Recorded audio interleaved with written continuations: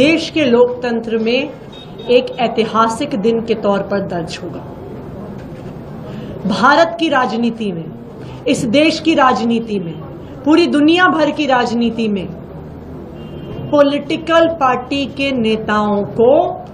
शक की निगाह से देखा जाता है कि इन्होंने कोई ना कोई भ्रष्टाचार तो जरूर किया होगा। भारत के इतिहास में कोई एक नेता ऐसा नहीं रहा होगा, देश के इतिहास में कोई ऐसा नेता नहीं रहा होगा, दुनिया के इतिहास में कोई ऐसा नेता नहीं रहा होगा जिसने इतनी हिम्मत दिखाई हो और जनता के बीच में जाके कहा हो कि अगर आपको लगता है मैं ईमानदार हूं तो मुझे वोट देना, अगर आपको लगता है मैं ईमानदार नहीं हूं तो मुझे वोट मत देना। अरविंद केजरीवाल जी की इस घोषणा को समझने के लिए अरविंद केजरीवाल द पर्सन, अरविंद केजरीवाल जो व्यक्ति हैं उनको समझना पड़ेगा।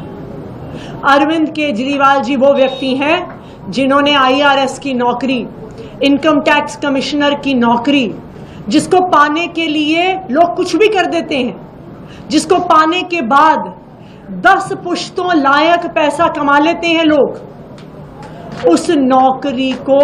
लात मारकर दिल्ली की झुग्गियों में काम किया। ये आदमी है अरविंद केजरीवाल जी।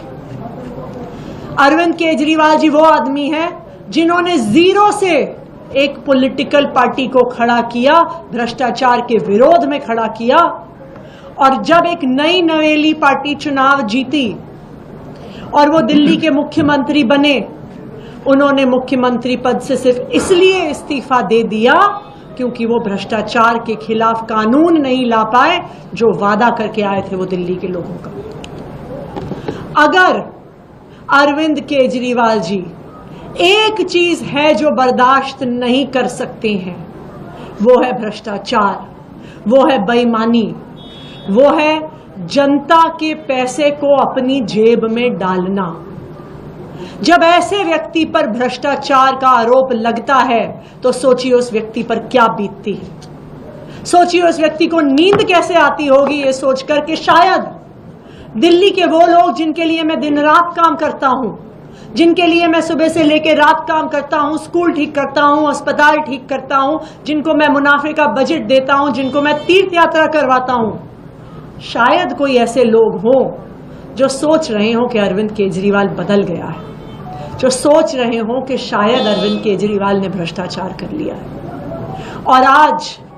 अरविंद केजरीवाल जी के इस्तीफे का फैसला उस दर्द से आया है कि कहीं कोई ऐसा दिल्ली वाला ना हो जो सोच रहा हो कि मैं भ्रष्टाचारी हूं, जो सोच रहा हो कि मैंने जनता का पैसा खाया है। अरविंद केजरीवाल को पिछले 2 साल से भारतीय जनता पार्टी की केंद्र सरकार प्रताड़ित कर रही है। एक के बाद एक केस, एक के बाद एक झूठे आरोप, कभी एक नेता को गिरफ्तार करते हैं, कभी दूसरे नेता को गिरफ्तार करते हैं, कभी एक झूठा आरोप लगा के बदनाम करते हैं, कभी दूसरा झूठा आरोप लगा के बदनाम करते हैं। पिछले 2 साल में हजारों रेड हो गई, पिछले 2 साल में सैकड़ों CBI और ED के अफसर लग गए, लेकिन पिछले 2 साल में वो आम आदमी पार्टी के किसी भी नेता से भ्रष्टाचार का 1 रुपया भी बरामद नहीं कर पाए। ये है आम आदमी पार्टी की ईमानदारी, ये है अरविंद केजरीवाल जी की ईमानदारी। अब उस ईमानदारी पे ठप्पा सुप्रीम कोर्ट ने भी लगा दिया। सुप्रीम कोर्ट ने ना सिर्फ आम आदमी पार्टी के सभी नेताओं को जमानत दी, सुप्रीम कोर्ट ने ना सिर्फ अरविंद केजरीवाल जी को जमानत दी, सुप्रीम कोर्ट ने भारतीय जनता पार्टी की केंद्र सरकार और उनकी एजेंसीज के मुंह पे तमाचा मारा और तमाचा मार के कहा कि ये जो एजेंसीज हैं ये एक पिंजरे में बंद तोते की तरह हैं जो सिर्फ अपनी मालिक की आवाज में बोल रही हैं। सुप्रीम कोर्ट ने तमाचा मारा केंद्र सरकार की एजेंसीज को और कहा कि अरविंद केजरीवाल की गिरफ्तारी सिर्फ एक दुर्भावना से हुई है, उनको जेल में रखने की दुर्भावना से हुई है। सुप्रीम कोर्ट ने तमाचा मारा ये कह के कि केंद्र सरकार की एजेंसीज को स्वतंत्र होना पड़ेगा, उनको इंडिपेंडेंट होना पड़ेगा, उनके इन्वेस्टिगेशन को अबव बोर्ड होना पड़ेगा। ये आम आदमी पार्टी नहीं कह रही है, ये सुप्रीम कोर्ट ने कहा है। लेकिन अरविंद केजरीवाल जी के लिए सिर्फ सुप्रीम कोर्ट के शब्द काफी नहीं है।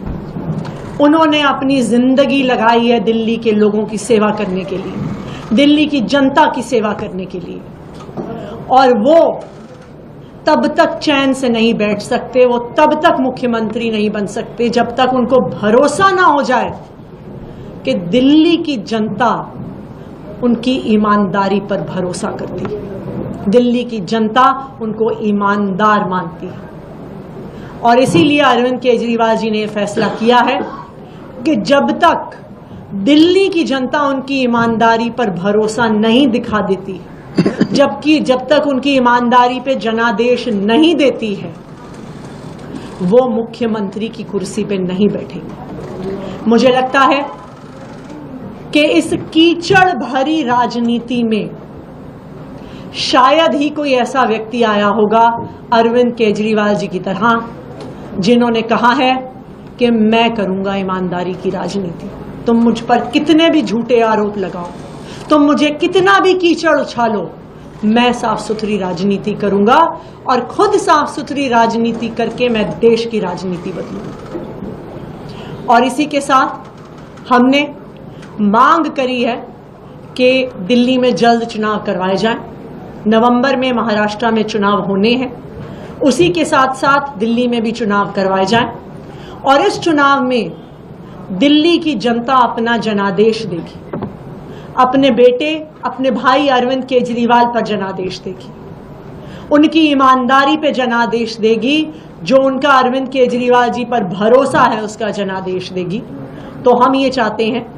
कि दिल्ली में जल्द से जल्द चुनाव करवाए जाएं,